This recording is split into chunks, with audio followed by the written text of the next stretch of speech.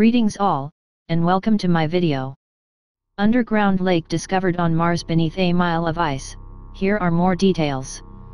From collectiveevolution.com. By Arjun Walia. The facts. Scientists have been publishing papers, this latest one out of Italy, showing how there is liquid water on Mars, as well as the fact that Mars used to be a very Earth-like planet, that might have harbored intelligent life. Reflect on. Why does any reputable renowned scientist, who comes forward with evidence, get vilified by the mainstream? Why are these questions and evidence regarding extraterrestrial life not answered? Why does science and evidence that defy belief get ignored? We are going to Mars. Our journey to Mars is a science-led expedition right now, but soon I hope we'll be sending humans to the red planet to explore, and science will lead the way.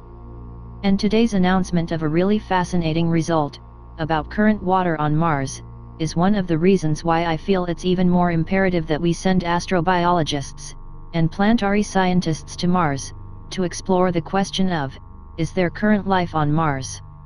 John Grunsfeld, 5-time space-flown astronaut, Associate Administrator, Head of NASA's Science Mission Directive. History is written by the victors, and today, information that makes its way into the mainstream is carefully considered before being put out there. We are currently seeing this happen with UFO disclosure, and other topics that don't really fit within the framework of accepted knowledge. We see it everywhere in all subjects, especially in science, where the human race tends to hold on to what it thinks it knows, while ridiculing a new discovery, only until it takes its place as fact within the mainstream. Quantum physics is a great example, that's definitely challenging the accepted framework of knowledge, and academia, especially with its connection to consciousness, and non-material science overall, in general. The same goes for planetary sciences. Although we think we know a lot about our world and other planets, there is still so much to discover, and still a lot of information that's changing every single year, which forces us to go back and rewrite our textbooks, or at least should. A great example is Mars, and science is now showing that Mars wasn't always, and isn't, the dry, red, arid planet we've all been told it is. This theory was amplified recently by a team of Italian scientists, who are telling the world that they have strong evidence of a subsurface lake of liquid water on Mars. The more we observe Mars, the more information we're getting, that it really is a fascinating planet. From the Curiosity rover, we now know that Mars once was a planet very much like Earth, with long salty seas, with freshwater lakes, probably with snow-capped peaks and clouds and a water cycle just like we're studying here on Earth. Something has happened to Mars, it lost its water, Grunsfeld. Right now, within mainstream planetary science, the debate and speculation of whether there was once life on Mars are huge, and this has sparked the debate once again since, from our level of understanding, we believe that liquid water is an essential ingredient for life. The evidence cited by the Italian study came from an instrument called MARSIS, which sits aboard the European Space Agency's ESA, Mars Express spacecraft, in orbit around the red planet. MARSIS is a special kind of radar called ground-penetrating radar. Ground-penetrating radar use radio signals that are capable of penetrating into the ground, and then get reflections from the material under the surface, says Roberto Orosii, principal investigator on MARSIS, and a planetary scientist at the Italian National Institute for Astrophysics, told NPR. You can access the entire Italian study in the description. Many old, as well as several recently published results, have presented very strong evidence that there used to be much more water on Mars.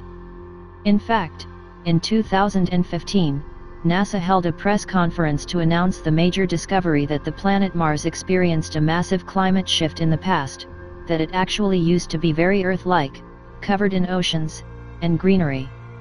Mars is not the dry, arid planet that we thought of in the past, and liquid water has been found on Mars, James Green, NASA Director of Planetary Sciences. At this conference, scientists also stated that the possibility of life in the interior of Mars has always been very high. There's certainly water somewhere in the crust of Mars, it's very likely, I think, that there is life somewhere in the crust of Mars. What caused the massive climate shift? What happened on Mars? Mars is the planet most like Earth, and in the past, Mars was a very different planet.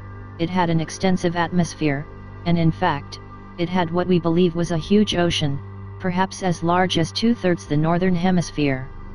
And that ocean may have been as much as a mile deep. So Mars indeed, 3 billion years ago, had extensive water resources. But something happened. Mars suffered a major climate change, and lost its surface water. James Green, NASA Director of Planetary Sciences. One of the studies liked above, attempts to chart where Mars lost the most water, which was done by tracking the water molecule, H2O, and its deuterated equivalent HDO. According to IFL, deuterium is heavy hydrogen, an isotope of our lightest element, with an extra neutron in its center. It exists in our own ocean, where about 0.0156% of the hydrogen atoms in water are actually their heavier counterpart. The ratio between the amount of hydrogen and deuterium on Earth gives a baseline to compare rations on other terrestrial planets, using the appropriately named Very Large Telescope (VLT) and the Keck telescope. The researchers charted the abundance of H2O and HDO over the Mars surface.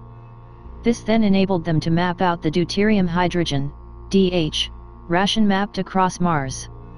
This is great, but neither study knows exactly what happened on Mars to cause such a dramatic climate shift, what would cause an Earth-like planet to become what Mars has come today. Researchers hypothesize that it could have been a massive climatic shift, but there is no evidence to support that theory. One physicist has come forth with some actual evidence to support his theory, and that's Dr. John Brandenburg. He's well known for working on space plasma technologies, nuclear fusion, and advanced space propulsion. He invented the microwave electrothermal plasma thruster, that uses water propellant for space propulsion.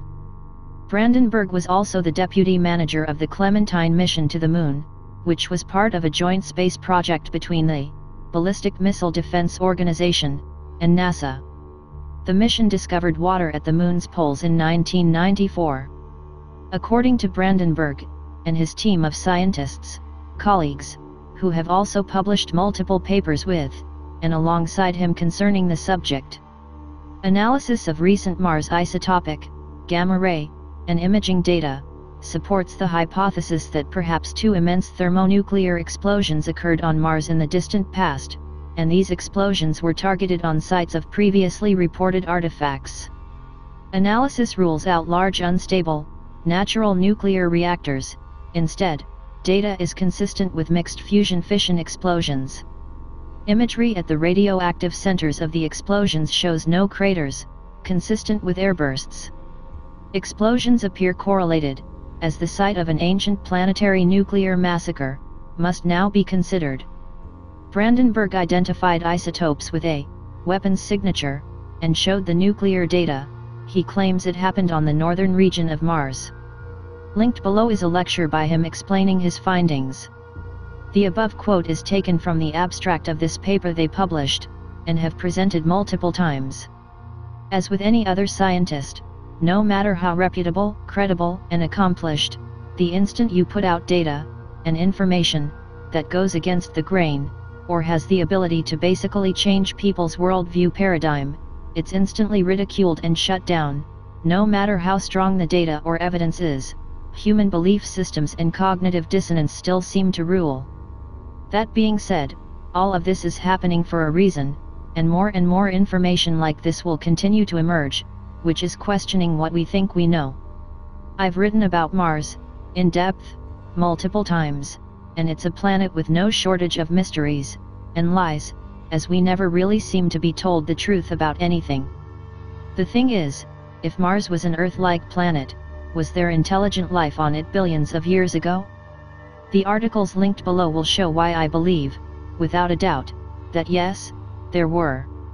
Ladies and gentlemen, my government, NASA, which many of us in the United States say, stands for, never a straight answer, proceeded to erase 40 rolls of the film of the Apollo program, the flight to the moon, the flight around the moon, the landings on the moon, the walking guys here and there. They erased, for Christ's sake, 40 rolls of film of those events. Now we're talking about several thousand individual frames, that were taken, that the so-called authorities, determined that you did not have a right to see. Oh, they were, disruptive, socially unacceptable, politically unacceptable. I've become furious. I'm a retired command sergeant major. I was never famous for having a lot of patience. Robert Dean. I've written in depth about Mars, that go into more detail about the strange things surrounding the planet.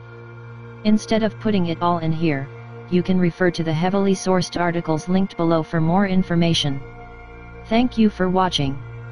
Please help spread the word, and make a difference, by sharing and subscribing for more thought-provoking content, and give us a thumbs up if you liked the video. Your support is greatly appreciated. Be aware, and stay safe.